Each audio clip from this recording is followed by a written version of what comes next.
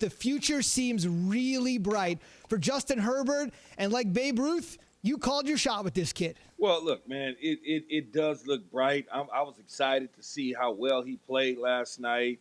Excited to see Coach Lynn get the overtime victory when so many people question his game management, his clock management. And look, here's what we go back to the beginning of the football season into the spring, prior to the draft, doing free agency. There was so much build-up about what the Chargers would do moving on from Phillip Rivers. They had Tyrod Taylor sitting there in the wings waiting for Phillip Rivers to depart. They decided not to retain Phillip Rivers. He leaves. Now they're on the clock. What do? Should they sign Cam Newton? Oh, well, Cam Newton they should sign, and maybe he's a bridge to a quarterback they draft. Should they go get to it? What all these different things, and quiet was kept. The guy right down the road was Justin Herbert at the University of Oregon. I was fortunate enough to go to the Rose Bowl to see him. I wanted to go see him. You know, I saw him against Arizona State and against Marvin Lewis and Antonio Pierce and Herm Edwards and an NFL defense, and that was the first time that he had to deal with that, and they got after him. He had a poor football game. But then I wanted to see him again up close. I saw him at the USC game, even though I was somewhat non-stable after drinking too much tequila, at the game, tailgating. And so that was kind of foggy. But when I went to the Rose Bowl to see him, I sat there, Zubin, and I'm like, he didn't have a lot of throws. He ran the ball well, but you could see it come off. Whenever he would spin it, you could see it come off his wrist. And then as time went on, you heard the name Joe Burrow. And I'm sitting there and I'm saying, no, I understand what Joe Burrow has done at LSU and breaking records and winning the Heisman. But to me, this is the guy. He's 6'6". He's athletic. He's big. He's a big, tall, long guy. I mean, really athletic.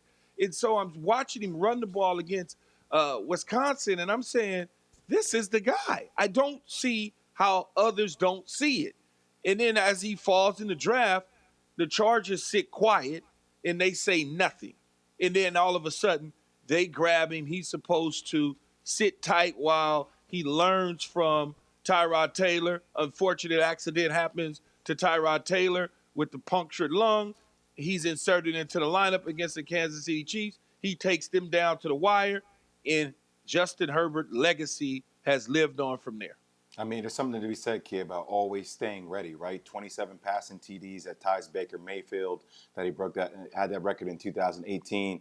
And I don't know, situation has so much to do. We talk about that, Key, where you get drafted to, what opportunities are given to you. Obviously, Tyrod Taylor happened, but the kid gets an opportunity. And look, the 3 C's, right? He's always cool, calm, and collective, you feel like. Now, that can usually be a knock on kids from California, right? That they're too cool. But it just seems like got drafted to the right situation, to the Chargers, not like the Rams, not with all these crazy expectations, and gets a chance to settle in. One thing, fellas, I want to mention on the Raiders tip here, Key, and this is really interesting. We sung their praises after they knocked off the Chiefs in Arrowhead. We really sung their praises after they narrowly lost to the Chiefs at home. Now their chances to make the playoffs have diminished to 5%. And Key, think about what has happened to the Raiders here in the last 4 or 5 days.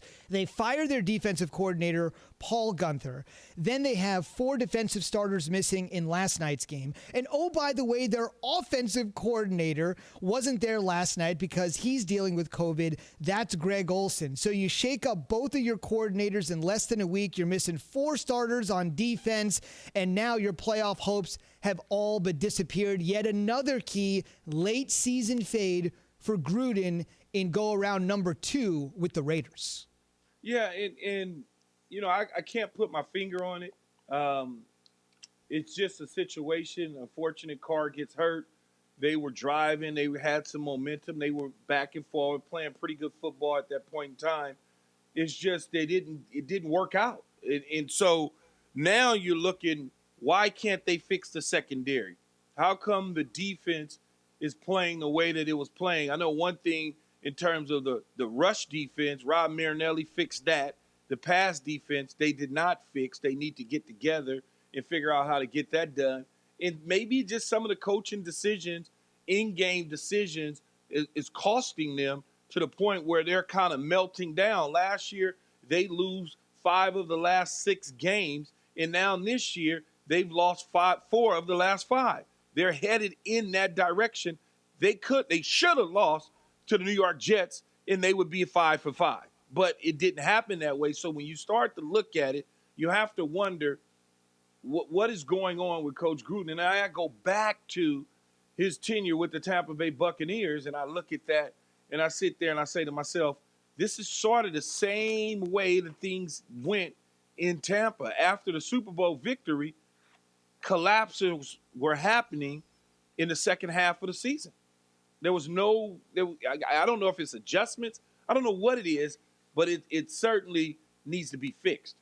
Look, I know we have to go to break in about a minute, but it just felt like the Raiders deserved to lose last night because they weren't playing to win.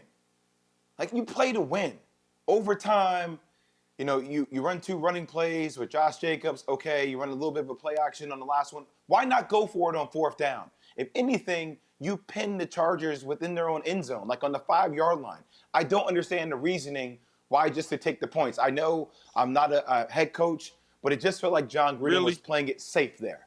I know it felt like John Gruden was playing it safe instead of going for the win. Thanks for watching ESPN on YouTube. For live streaming sports and premium content, subscribe to ESPN Plus right now.